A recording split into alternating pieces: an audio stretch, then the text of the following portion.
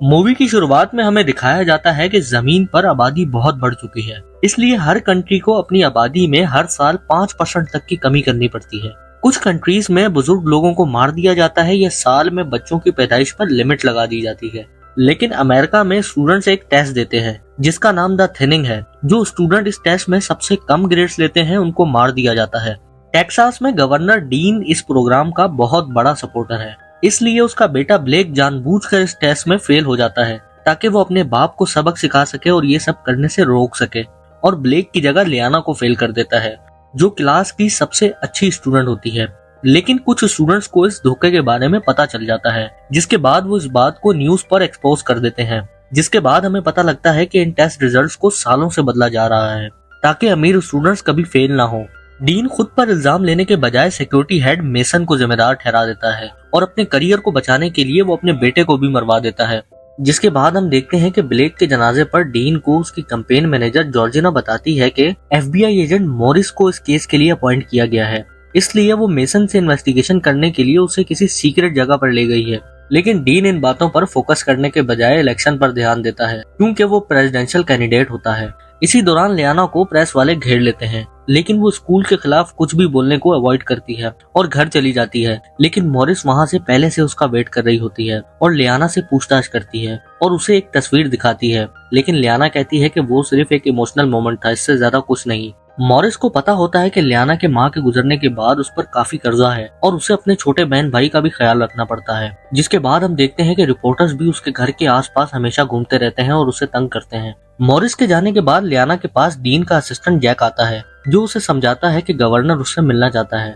लियाना मिलने के लिए फौरन मान जाती है, लेकिन डीन जब उसे अपनी टीम में शामिल होने का ऑफर करता है तो लियाना गुस्सा हो जाती है क्योंकि उसको पता होता है कि डीन सिर्फ अपनी इमेज को बेहतर बनाना चाहता है ताकि लियाना उसके बारे में गलत ना सोचे और रिपोर्टर्स को कुछ ना बताए। लियाना को पैसों की बहुत जरूरत होती है, लेकिन वो फिर भी ऑफर को इनकार कर देती है। जिसके बाद जैक उसे वापस घर ले जाता है और जब लियाना जैक के साथ वापस घर जा रही होती है तो जैक लियाना को बेहोश कर देता है और जब लियाना को होश आता है तो वो देखती है कि वो एक पुरानी बिल्डिंग में है जहाँ जैक और कुछ लोग उसका इंतजार कर रहे होते हैं। इन लोगों में से एक मिस कोल भी होती है जो लियाना के बहन भाइयों की स्कूल टीचर है, और हमें पता चलता है कि जैक और मिस कोल एक ऑर्गेनाइजेशन के लिए काम करते हैं जिसका नाम द फाइट है और लोगों को मुल्क से बाहर निकालने का तरीका जानती है। वो चाहते हैं कि लियाना डीन की जासूस बनकर उसकी सीक्रेट इन्फॉर्मेशन उनको दे ताकि वो डीन को प्रेसिडेंट बनने से रोक सकें, क्योंकि अगर वो प्रेसिडेंट बन गया तो वो कभी भी इस थिनिंग सिस्टम को खत्म नहीं कर पाएंगे। अगले सीन में हम देखते हैं कि लियाना का दोस्त कैलन फेमस रिपोर्टर वेंडी के साथ काम शुरू करता है। कैलन कहता है कि वो स्कूल के केस पर काम करना चाहता है, लेकिन वो नया है इसलिए उसे सिर्फ छोटी मोटी जिम्मेदारियां दी जाती हैं। फिर भी वो अपने फ्री टाइम में रिसर्च करता है और ग्रेवयार्ड जाता है ताकि ब्लेक के बारे में कुछ पता कर सके, लेकिन वहां जाकर उसको महसूस होता है कि यहाँ कुछ गड़बड़ है, इसलिए वो रात लियाना को कहता है कि वो उसके साथ कब्रिस्तान चले। दोनों मिलकर ब्लेक की कब्र खोदते हैं और देखते हैं कि ताबूत खाली है। जिसके बाद उन्हें पता चलता है कि जो स्टूडेंट टेस्ट में फेल हो जाते हैं उन्हें असल में कत्ल नहीं किया जाता, बल्कि उन्हें सीक्रेटली एशोरो ग्लोबल की एक अंडरग्राउंड फैक्ट्री में ले जाया जाता है और मजबूर किया जाता है कि वो काम करें। ये सब इसलिए किया जाता है ताकि फ्री में लेबर मिल सके। ब्लेक और उसका ग्रुप एक कमरे में ले जाया जाता है जहां एक बड़ी स्क्रीन लगाई होती है और एक वीडियो के जरिए उन्हें बताया जाता है कि उन्हें मुल्क की तरक्की में मदद करने के लिए चुना गया है, इसलिए उन्हें दूसरी जिंदगी दी गई है। कंपनी वादा करती है जो सबसे ज्यादा काम करेगा उसे वापस उसके घर भेज दिया जाएगा। जिसके बाद सब स्टूडेंट्स खुश हो जाते हैं, लेकिन ब्लेक को अभी भी उन पर शक होता है। जिसके बाद हम देखते हैं कि वहां मौजूद सब स्टूडेंट्स की गर्दन में एक डिवाइस लगाई जाती है और उनकी बॉडी को स्कैन करके उन्हें फैक्ट्री के अलग अलग हिस्सों में भेज दिया जाता है ताकि वो हर स्टूडेंट पर नजर रख सके। इतने में ब्लेक सोचता है कि वो काम नहीं करेगा, लेकिन गार्ड्स फौरन उसे आगे चलने पर मजबूर करते हैं। फिर स्टूडेंट्स को रूल सिखाए जाते हैं। हर एक दिन को 3 सेक्शंस में डिवाइड किया जाता है, मतलब पहले सेक्शन में उन्हें 14 घंटे काम करना होगा और दूसरे सेक्शन में उन्हें 1 घंटा खाने का दिया जाएगा और तीसरे सेक्शन में उन्हें सोने का मौका दिया जाएगा। अगले ही सीन में हम देखते हैं कि जब कैमरा स्टूडेंट्स को मुख्तलिफ काम करने वाले एरियाज दिखा रहा होता है तो ब्लेक एली को देखकर हैरान रह जाता है जो उसकी स्कूल में गर्लफ्रेंड थी, जबकि वो पिछले साल टेस्ट में पास थी। ब्लेक उसके पास दौड़ कर जाता है और उसे पूछता है कि वो पास होने के बाद भी यहाँ क्यों है, लेकिन एली उसे जवाब नहीं देती और कहती है कि वो फ्री टाइम का इंतजार करे। लेकिन इन दोनों को बातें करते हुए एक लड़का देख लेता है। जिसके बाद हम देखते हैं कि वहाँ ब्लेक को कुछ लोग मिलते हैं जैसे हीटर।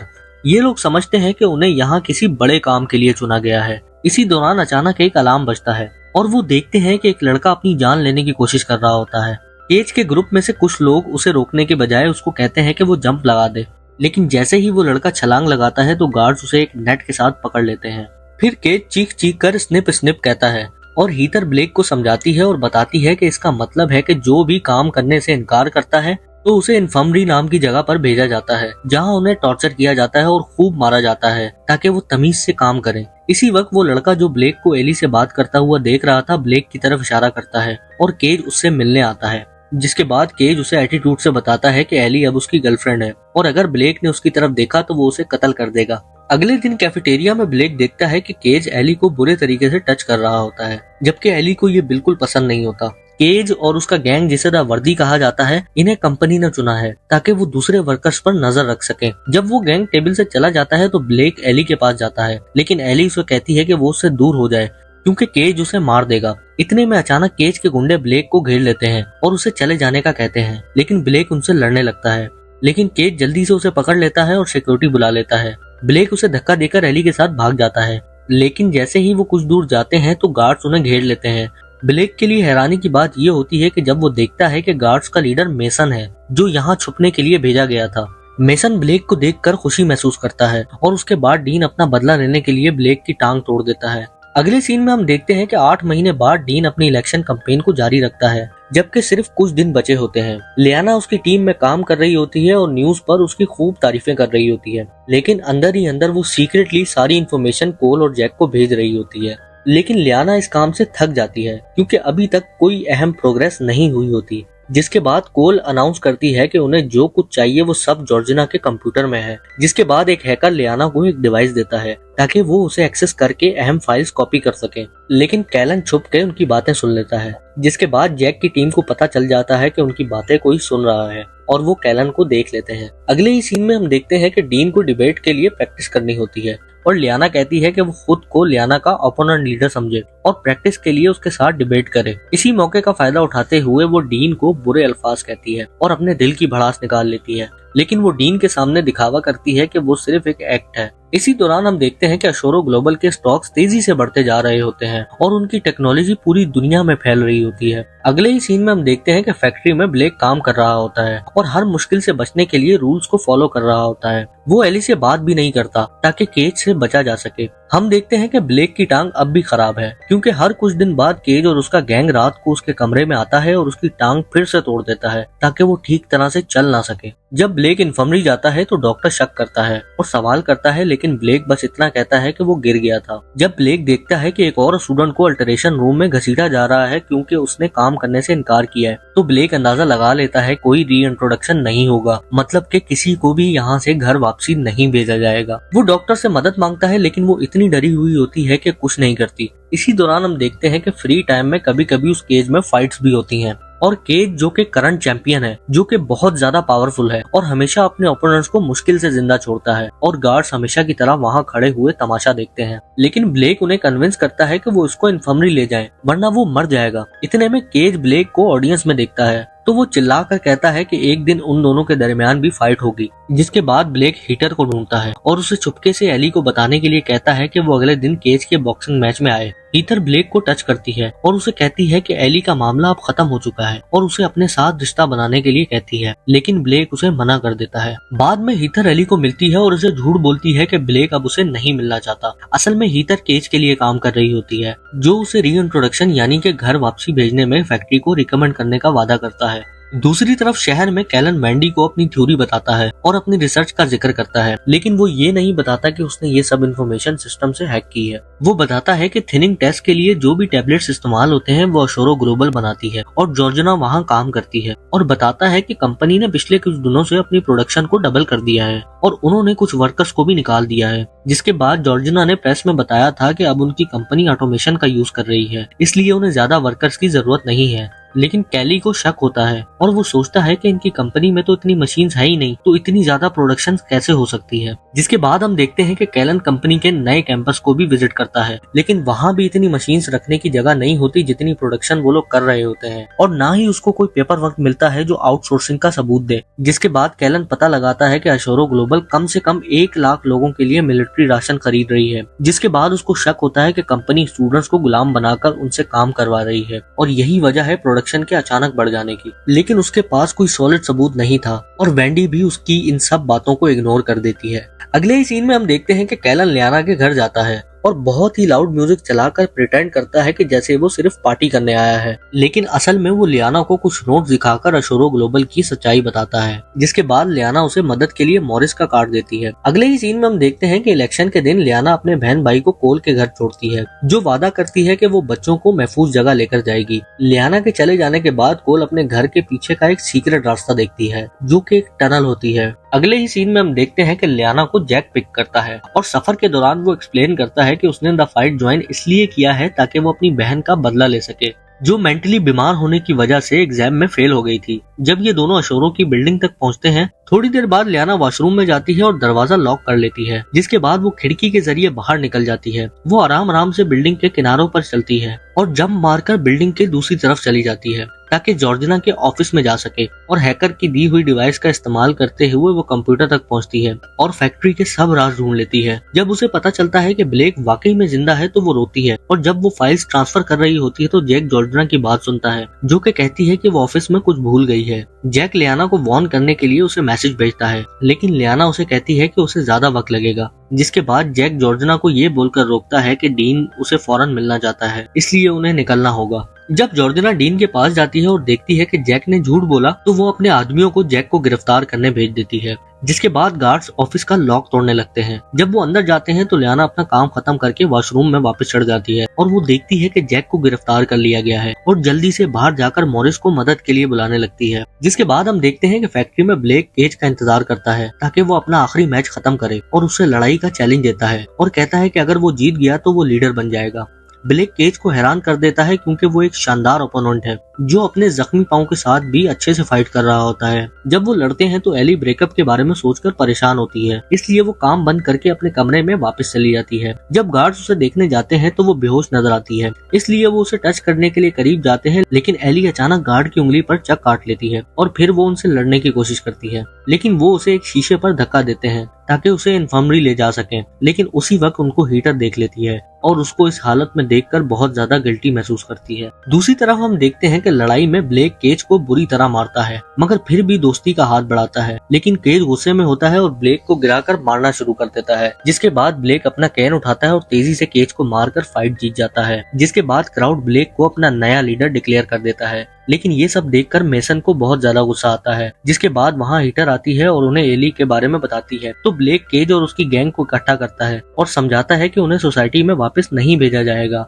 और उनको ये लोग हमेशा के लिए यहीं रख के काम करवाएंगे। जिसके बाद वो लोग ब्लेक की टीम में शामिल हो जाते हैं। अगले ही सीन में हम देखते हैं कि ब्लेक काम पर वापस आता है और एक मशीन से उसे चोट लग जाती है, इसलिए एक गार्ड उसे एक और वर्कर की मदद से इन्फर्मरी ले जाता है और कैफेटेरिया में केज और एक लड़का जानबूझकर लड़ाई शुरू करते हैं। जल्दी ही बाकी सभी वर्कर्स भी लड़ने लग जाते हैं और कैफेटेरिया में जानबूझकर हंगामा मचाते हैं, इसलिए गार्ड्स को आकर उन्हें संभालने की कोशिश करनी पड़ती है। जब गार्ड्स अलार्म बजाते हैं तो ब्लेक और उसका दोस्त कॉरिडोर में गार्ड्स को भी मारने लग जाते हैं और आसानी से उन्हें गिराकर उनकी चाबियां चुरा लेते हैं। जिसके बाद ब्लेक इन्फर्मरी जाता है, जहां वो डॉक्टर को भी मारता है, लेकिन एक दूसरा डॉक्टर ब्लेक को पीछे से पकड़कर उसे मारने की कोशिश करता है। जिसके बाद ब्लेक एक सिरिंज उठाता है और उसकी टांग पर मार देता है। जिसके बाद वो दोनों अपनी गर्दन से ट्रैकर भी उतार लेते हैं। अगले ही सीन में हम देखते हैं कि मेसन कैफेटेरिया में आता है और बच्चों को मारना शुरू कर देता है और पूछता है कि ब्लेक कहाँ है, लेकिन केज उसे कुछ भी बताने से इनकार कर देता है। फिर मेसन अपने फोन पर ट्रैकर के जरिए उनको ट्रैक करने की कोशिश करता है और समझ जाता है कि ब्लेक ने ट्रैकर को भी हटा दिया है। इसके बाद मेसन ट्रैकर की लास्ट एक्टिव लोकेशन देखता है,